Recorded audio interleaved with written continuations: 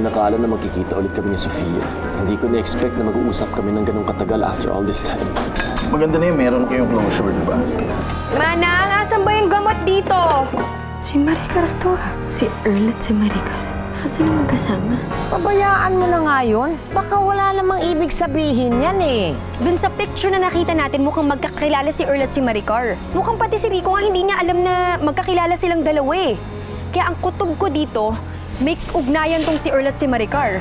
Naayos ko ng lahat para sa party ni Rico. Malit lang naman yon. Kaya nga hindi ko na inabala sa Tita Elda sa preparations. I think we did a good job. I think so too. As you can see, parang magiging ibang tao siya after surgery.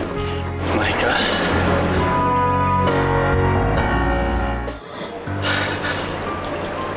Buhay ka pa.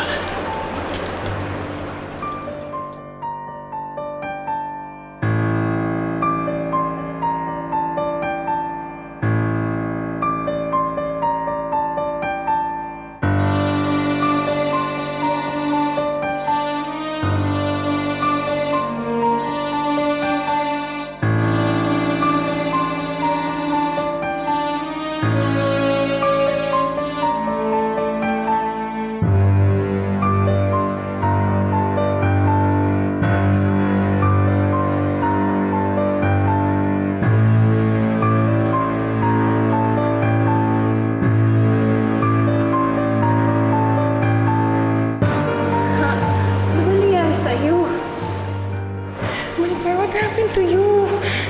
Saan ka nanggaling? Ba't ka nawala? Tessa, kamusta ka na?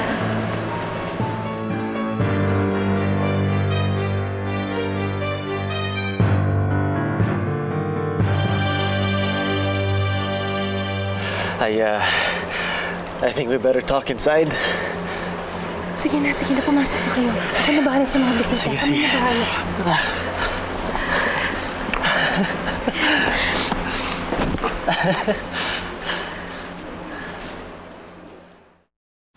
Sobrang na-miss ko tong bahay na to. Wala akong pinago dito sa bahay na to mula nung nawala ka. Pero gusto ko maramdaman na kasama pa rin kita. Can you please tell us what happened to you? Alam niyo, hindi ko alam, pati pala tayo, no? Maso-surprise sa birthday ni Rico. Actually, ito yung pinakakakaibang party na napuntahan ko. How could this happen? Ano yun, Tessa? Sorry? Paano buhay na si Maricar? Patay na siya eh. She's dead. Nawalan ako ng malay nung mahulog yung bus na sinasakyan ko. Nagising na lang ako. Nagising ako kasi maraming nagsisigawan. At kahit saan ako tumingin, puro patay yung nasa paligid ko. Tapos, bigla ako kayong naisip ni Joanna. Kaya kahit nasasaktan ako, pinilit ko talagang makalabas ng bus. Pagkatapos ng ilang minuto, biglang sumabog na yung bus na sinasakyan ko. Ako ang kasama ni Rico habang nahanap namin si Maricar. Halos suyuri namin yung buong Zambales para na makita siya, pero ni aninin niya, wala kami nakita. I know. I even offered him help, pero ang sabi niya, nahanap na doon ng mga pulis ang bangkay ni Maricar. Kaya ba paano nagbalik siya? Sa isang araw, nagising na lang ako sa isang kwarto eh. Meron palang may mag-asawang nakakuha sa akin. Ang sabi nila, nakita daw nila ako sa isang kalye. Sugatan. Tulala. Tapos inuwi nila ako para gamutin. Tinanong nila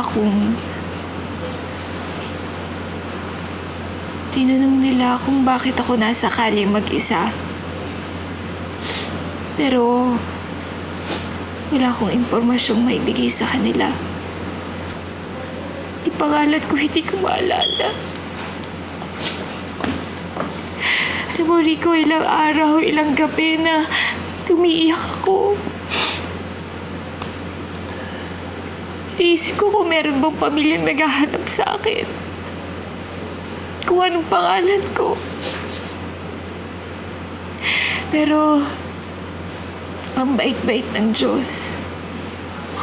Kasi, binigay niya na yung matagal kong pinagdadasal. Ito yung maalala ko kayo. At binalik niya ako sa inyo. Alam kong hindi ka mawawala. All this time, I knew you would come back.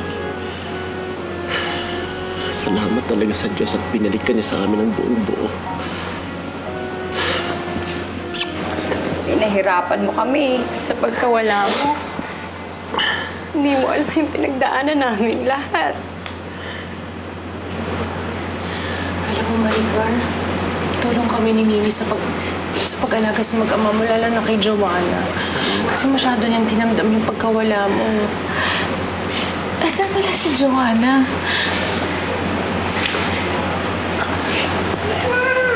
Joanna? Joanna?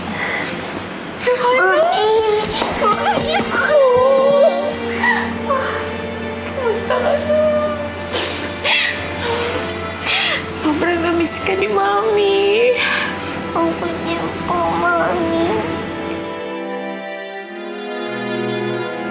I still can't believe that Maricar is back. Tessa, maraming bagay sa mundong ito na hindi mapaliwanag. Kaya huwag mo nang isipin kung paano siya nakabalik. Nakita mo naman kung paano nasira yung buhay ni Rico nung nawala siya. Diba? Ngayon nakabalik siya, let's just be happy for them. Alam mo, may punto ka, pal. Tama siya. Oh, eto na sila, oh.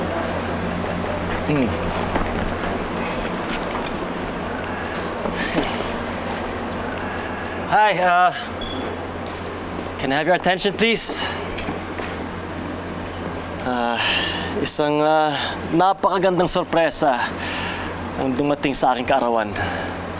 I believe this is the best birthday gift na pwede ko matanggap sa aking birthday. As you can see, bumalik ang aking asawa si Maricar.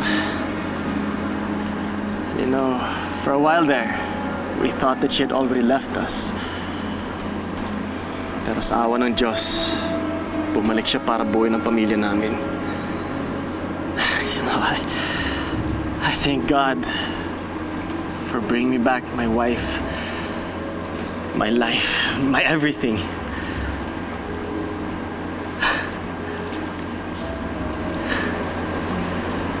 I love you, mahal. I love you too, Mahal.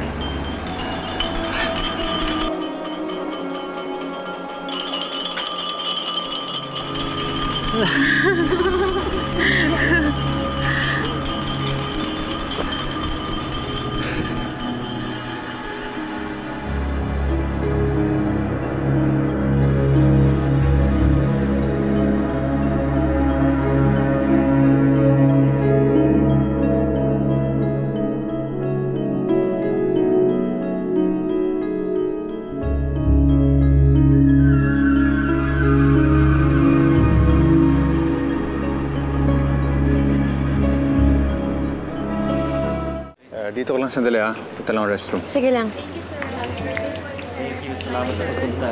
Ingat kayo. Sige, salamat din, ha.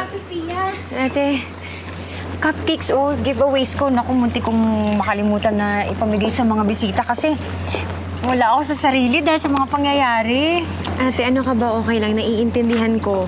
Kung ako man ang lumugar sa'yo, baka mamaya makalimutan ko na rin ang lahat sa sobrang saya ko. Uy, magkikita pa rin tayo, ha? Gusto ko makilala mo si Maricar. Siyempre, nung wala siya, ikaw naman yung naging kapatid ko. Magkakasundo kayo noon, magkaugali kayo, eh. Oo naman, ate. Basta sabihan mo lang ako ng maaga para masabihan ko si Earl kung sakaling may lakad tayo. Sige. Nako, paano? Papasok muna ako ulit sa loob. Sige ate. Salamat Thank you, dito ha? sa Thank you. cupcakes. Sige, bye-bye.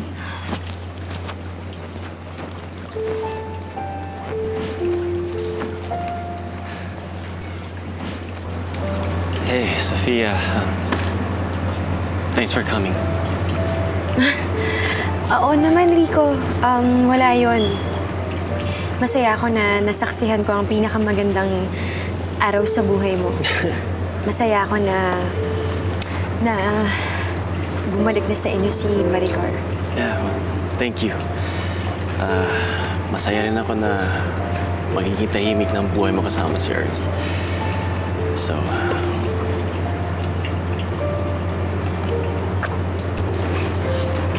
Ako din. Masayang-masaya ako para sa'yo. Siguro ganito talaga yung dapat na mangyari sa ating dalawa.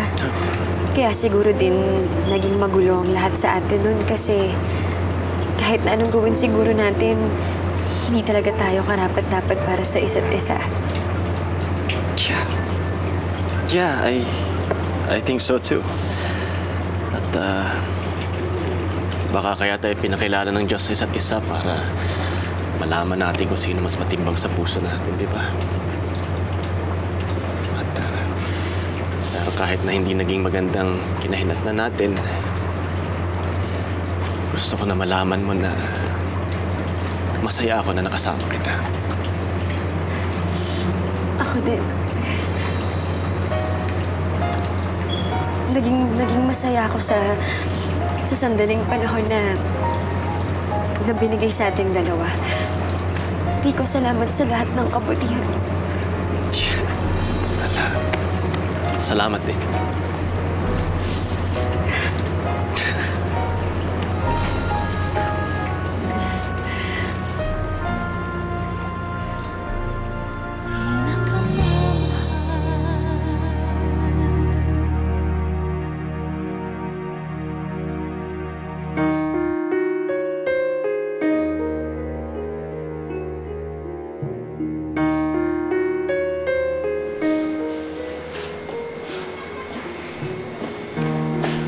Alam kong masayang-masaya si Rico ngayong alam niyang buhay ka pala.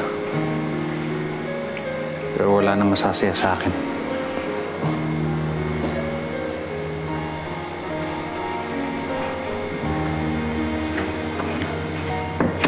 Kanina pa ako naghihintay, buti tumating ka na. Ano? Nasayahan ka ba sa acting ko? Convincing ba? Very good. Siyempre, ako nagturo sa'yo.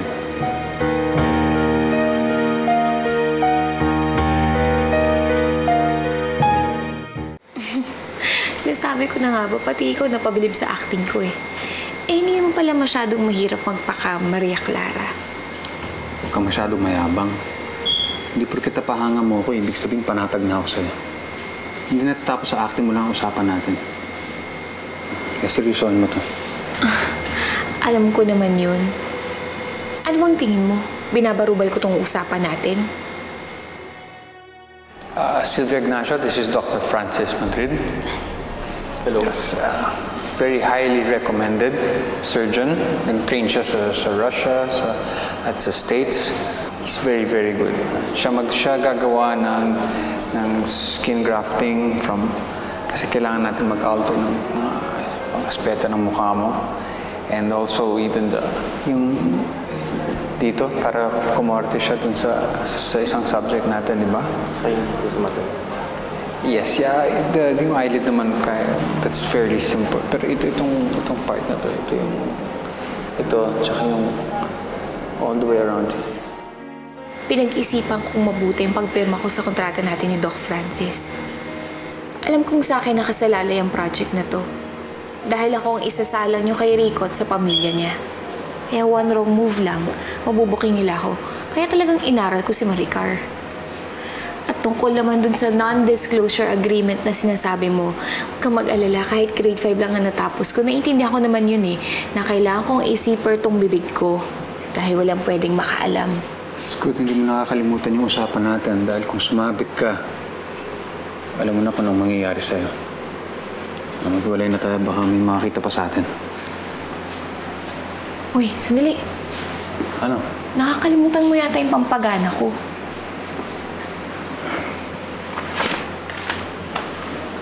Talingan mo, ha? Oo, akong bahala.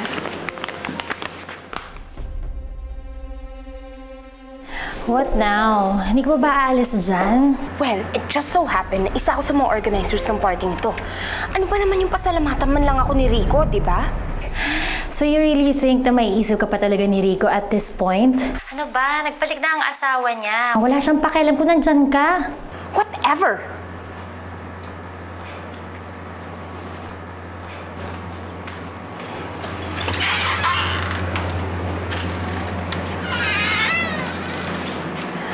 Tessa, Maricar, Tessa, sobrang na-miss kita.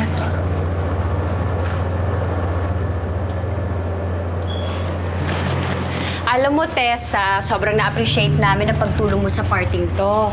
Kaya sige na, makakaalis ka na. Thank you. Halika na. Sige, Tessa. Halika na.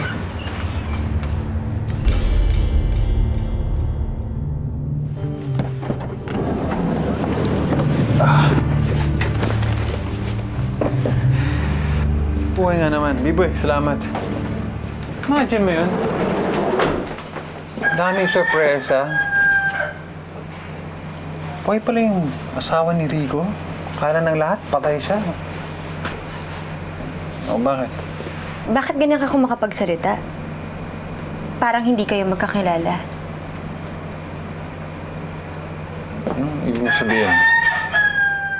Kayo ni Maricar, magkakilala kayo, di ba? Anong ugnayan yung dalawa?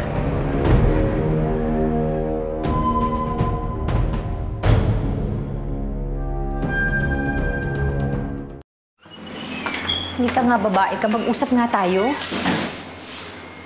Ate, may nagawa ba akong mali? Ikaw wala. Yung babae niyakap mo kanina, meron. Si Tessa? Anong ginawa niya sa akin? Ano ka ba? Akala ko ba nagbalik na lahat sa'yo? Nakalimutan mo na yung ginawa ng babaeng yun? Nakalimutan mo na siya ang dahilan kung bakit kayo naghiwalay ni Rico, kung bakit ka naglayas at kung bakit ka na-aksidente?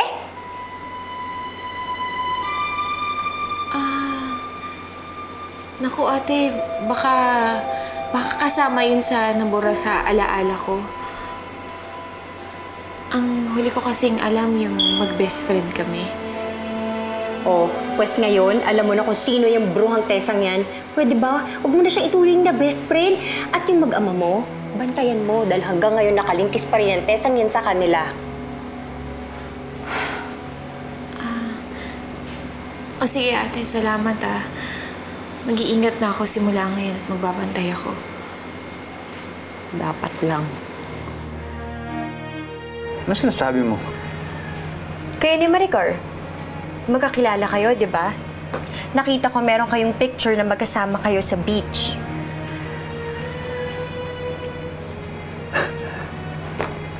Yung ba yun? Oo. Kung gusto mo talagang malaman, mga panahon na iniwan mo ako. Gusto kong mapag-isa, pumunta ako sa isang resort.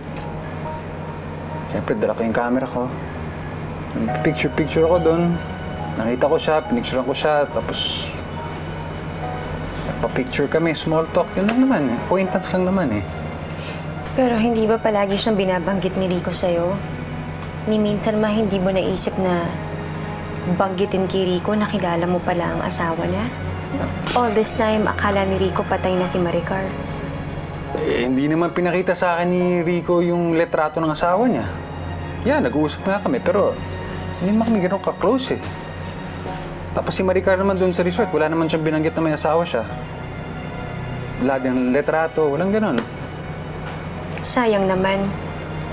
Siguro kung nalaman mo lang ng mas maaga, edi sana nasabi mo agad yung kay Rico. O di sana mas napaagad din yung pagbabalikan nilang dalawa. Well, ano mo lahat ng bagay may tamang oras.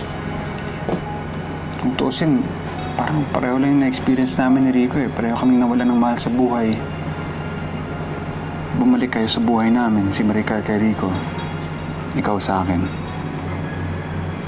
Hindi ka na mawawala sa akin.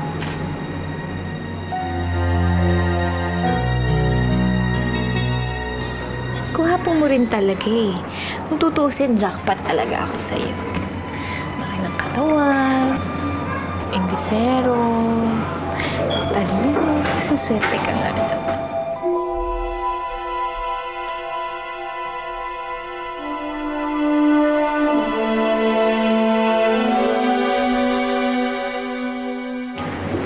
Did you miss this? Oo naman, na-miss kita sobra. Uy, pero hindi na-miss talaga kita sobra. Hindi lang yung katawan mo, no? Ako rin, I missed you so much. Sorry. Nagsisisi talaga ako na niloko kita noon. Sana patawarin mo ako. Ano ka ba naman? Sa 2 taon na nawala ako, sa tingin mo, babalik ba ako dito kung hindi pa kita napapatawad? Kinalimutan ko na yung nagawa niyo sa akin ni Tessa. Thank you. Thank you so much.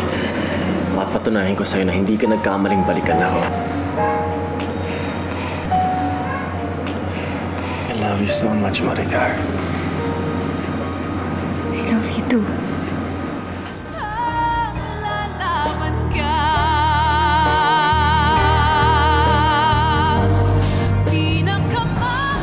We need to talk. This is about our last operation. Mali yung ginawa natin kay Rico. Dapat nga maging proud ka, tinulungan natin yung tao na mabuo ulit yung pamilya niya. Paano pag nalaman niyo yung totoo at nalaman ng pamilya niya na hindi pa lang si Maricar ang totoong kasama nila? Paano pag nabuko tayo? Kailan ka pa naging allergic sa mani? Eh, paborito natin kinakain doon ng mga bata pa tayo. Alam mo, sa totoo lang, parang hindi ka ang kapatid ko. Ikaw ba talaga si Maricar, ha? Mahal sa'yo. Sino si Sylvia Ignacio?